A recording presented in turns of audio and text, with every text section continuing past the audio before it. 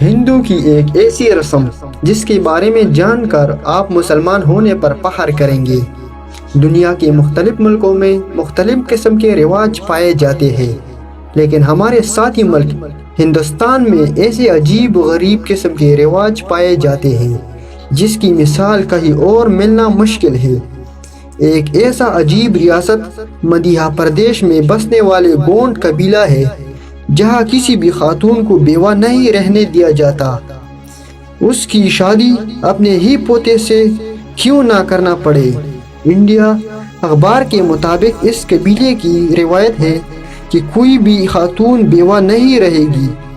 اسی روایت کے تحت مرنے والے شخص کی بیوہ شادی اس کی خاندان میں کسی مرد سے کی جا سکتی ہے۔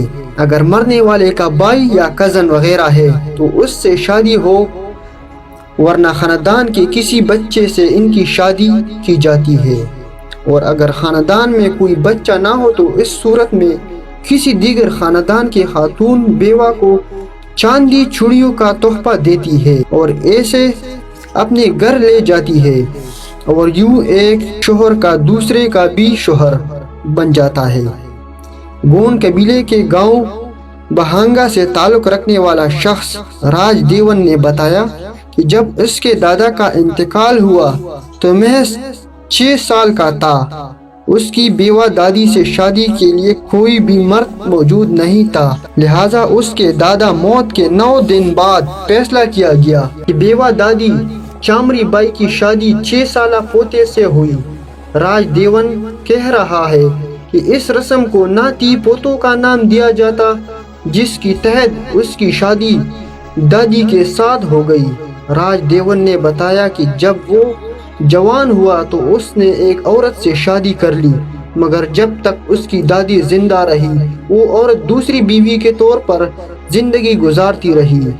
اس قبیلے کے لوگ پڑھ لکھ جاتے یا بڑے شہروں میں منتقل ہو جاتے تب بھی اپنی روایت پر عمل جاری رکھیں گے۔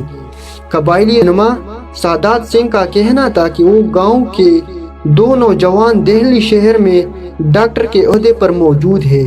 واضح رہے کہ اگر مرنے والے کا بھائی یا کزن موجود ہو تو اس سے شادی ہو جاتی ہے، ورنہ خاندان کے کسی بچے سے شادی ہو جاتی ہے۔ اگر ویڈیو پسند آئی ہے تو لائک اور کمنٹ ضرور کریں۔ اگر آپ ہمارے چینل پر نئے ہو تو چینل سبسکرائب کریں اور بیل آئیکن پریس کریں تاکہ ہمارے آنے والی ویڈیو آپ کو جلد سے جلد پہنچ سکے۔